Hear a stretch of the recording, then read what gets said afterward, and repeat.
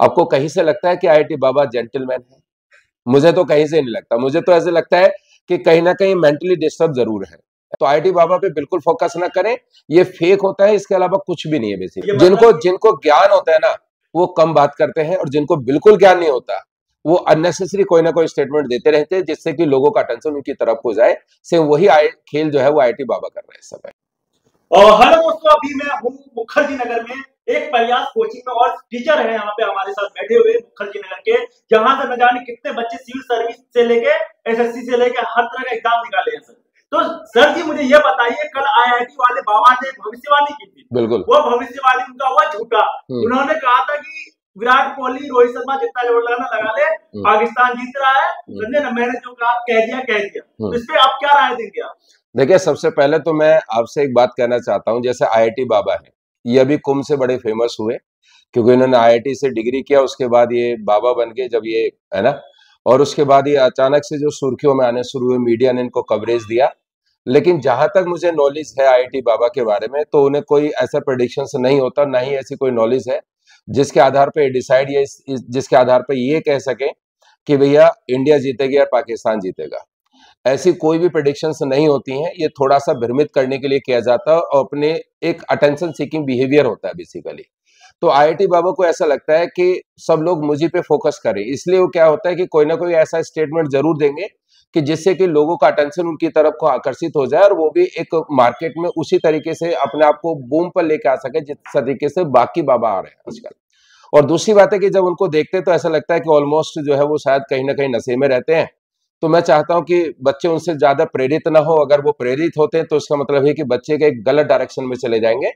तो मैं चाहता हूं कि उनको गलत डायरेक्शन में नहीं जाना, उनको बिल्कुल नशे में नहीं रहना। उनको एजुकेशन, जो एजुकेशन है ना बेसिकली, जो आपकी स्टडी है, जो आपका करियर है, उसका अगर मोह है या उसी में आपका इंटरेक्शन है ना, उसी का नशा आपको लिए सबसे बढ़िया है। तो आईआईटी बाबा पे बिल्कुल फोकस ना करें, ये फेक होता है, इसके अलावा कुछ भी नहीं है बेसिकली। तो आपको क्या लगता है, जो आईआईटी वाले बाबा ने कहा है कि ये चैंपियन ट्रॉफी भी इंडिया नहीं जीतेगी, क्या उसके पास कुछ ज्ञान नहीं, कोई ज्ञान नहीं है। उनसे ज्यादा ज्ञान तो हमारे पास भी है, हम भी कह सकते हैं इस बात को। वो बोल रहे कि मैं अपने आप को भगवान हूं। नहीं, भगवान तो कोई नहीं हो सकता, क्योंकि भगवान के लेवल पे तो कोई भी नहीं पहुंच सकता, है ना।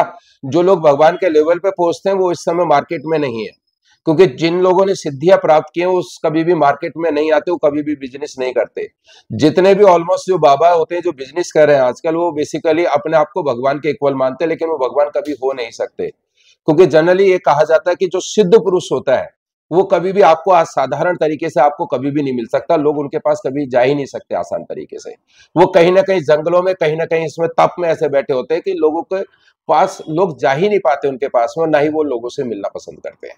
वो इस तरीके से सोशल मीडिया पे नहीं, कभी भी सोशल मीडिया पे नहीं आएंगे। और सोशल मीडिया वाले भी अगर जाएंगे तो उनके साथ भी वो ज्यादा इंटरेक्शन नहीं करेंगे, और ओपनली वो कभी भी भविष्यवाणी नहीं करते, जो लोग बहुत ज्यादा सिद्धि प्राप्त करते हुए लोग होते हैं, है ना, जो जान के भी नहीं करते हैं। बिल्कुल नहीं करते कभी भी। जिनको ज्ञान होता है ना, वो कम बात करते हैं, और जिनको बिल्कुल ज्ञान नहीं होता, वो अननेसेसरी कोई ना कोई स्टेटमेंट देते रहते हैं, जिससे कि लोगों का अटेंशन उनकी तरफ हो जाए। सेम वही खेल जो है वो आईआईटी बाबा कर रहे हैं इस समय, है ना।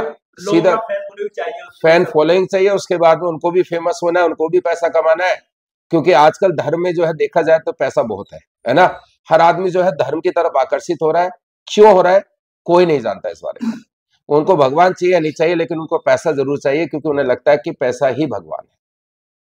तो सर जी आप ये बताइए, तो जितने भी छात्र हैं उन्हें बहुत फॉलो कर रहे हैं, तो क्या कहेंगे उन छात्रों को? मैं तो यही कहना चाहूंगा कि बेटा जितना फॉलो आप उनको करें, उससे बेटर है कि आप अपने कम से कम जो कैरियर है, जो आपका गोल है बेसिकली, जहां पे आपको सक्सेसफुल होना है, उसी सपने को फॉलो करेंगे, अपने सपनों को, तो ज्यादा बेटर रहेगा।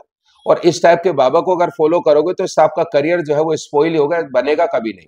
तो मैं ये कहूंगा कि भैया आप ऐसे जो आपके जो बाबा लोग हैं उनको कभी फॉलो मत करिए। फॉलो करना है तो अपने सपनों को फॉलो करिए, उसके लिए मेहनत कीजिए लगातार। और उन्होंने ये भी कहा था कि आईआईटी बनने के बाद कितना ही पढ़ाई कर लो, आना तो यही होगा, मतलब साधु के देश में ही बनना। ऐसा कुछ नहीं होता है। देखिए, जब आप गृहस्थी में रहते हैं तो वहां पे भी इस तरीके से आप चीजें कर सकते हैं, भगवान के करीब जा सकते हैं।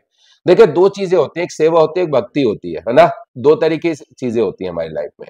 जनरली क्या होता है कि जब हम लोग कहीं पे जाते हैं तो हम लोग सेवा भाव से जाते हैं, और सेवा भाव में कभी भगवान नहीं मिलता है। तो आप घर पे रह के भी अगर भक्ति करना चाहे तो भगवान आपके पास आ सकते हैं, और भक्ति वहां से शुरू होती है जहां पर आपकी बॉडी को कष्ट या पेन होता है। इसलिए तो कहते हैं कि जब आपको सक्सेसफुल होना होता है ना, तो आपको भक्ति करनी होती है, आपकी बॉडी को पेन होना चाहिए, तब आपको सक्सेस मिलेगी। और तो यही रीजन है कि आपको भक्ति करनी चाहिए, सेवा नहीं करनी चाहिए। तो लास्ट में जो छात्र हैं, स्टूडेंट, को क्या कहना चाहिए, उसको रोल मॉडल मानना चाहिए कि नहीं मानना चाहिए? मेरे हिसाब से तो बिल्कुल नहीं मानना चाहिए, क्योंकि मुझे लगता नहीं कि कुछ ऐसा आईआईटी बाबा में है जिसका रोल मॉडल कर इंडिया कैसे कल जीत जाती है। मैंने बात इंडिया के जीतने ना जीतने की बात है। मेन क्या होता है कि बचपन से सिखाया जाता है ना कि जो पर्सन है जिसको आप फॉलो करें वो बिल्कुल एकदम आइडियल होना चाहिए, वो जेंटलमैन होना चाहिए। आपको कहीं से लगता है कि आईआईटी बाबा जेंटलमैन है? मुझे तो कहीं से नहीं लगता। मुझे तो ऐसे लगता है कि कहीं ना कहीं मेंटली डिस्टर्ब जरूर है ना? क्योंकि हाँ, क्योंकि जैसे उन्होंने कहा कि मैंने स्टेटमेंट ऐसे ही दे दिया। जब आदमी किसी ओहदे किसी पद पे होता है तो कोई जनरल स्टेटमेंट नहीं दिया जाता, सोच समझ के स्टेटमेंट दिया जाता है, क्योंकि वहां पे लोगों का भविष्य जुड़ा होता है। और बिल्कुल ऐसा अगर स्टेटमेंट आप देंगे तो इसका मतलब होता है कि आपके अंदर कोई कॉमन सेंस है ही नहीं, आप समाज को समझते ही नहीं हो, है ना? केवल आप अपने आप को समझते हैं, अपने आप में जो मस्ती में जो फील हुआ आपने बोल दिया, उसका क्या रिजल्ट रहेगा इसका आपको कोई इंपैक्ट नहीं पड़ता। तो ऐसे लोगों को बिल्कुल भी फॉलो नहीं करना चाहिए। Thank you sir, thank you so much, धन्यवाद। आप यहाँ पे सर क्लासेस में कौन-कौन से स्टूडेंट हैं? आप कितने स्टूडेंट यहाँ से पढ़ के जा चुके हैं? एक्चुअली क्या है कि मेरे यहाँ से ऑलमोस्ट जो सिलेक्शन है मोर देन 10-20,000, बहुत ज्यादा सिलेक्शन है यहाँ पे। और कोविड के बाद तो मेरे यहाँ पे जो ऑफलाइन बैचेज हैं उनमें ज्यादातर सिलेक्शन ही है। लगभग मेरा 70 to 80% का रेशो रहता है, सक्सेस रेशो, क्योंकि हम लोग हर एक स्टूडेंट पे काम करते हैं। स्टूडेंट के बारे में जब हम बात करते हैं तो हम लोग केवल इतना ही कहना चाहते हैं कि स्टूडेंट जो है वो टीचर को रोल मॉडल माने तो ज्यादा बेटर है, अपने पेरेंट्स को रोल मॉडल माने वो ज्यादा बढ़िया है। क्योंकि पेरेंट्स और टीचर दो ऐसे शख्स होते हैं जो आपकी फ्यूचर के लिए और आपके करियर के लिए हमेशा अच्छा सोचते हैं। बाकी लोग आपको जो है वो मैनिपुलेट करते हैं। सर एक बार अपना नाम बता दीजिए। मेरा नाम आलोक तेवतिया है। आलोक तेवतिया।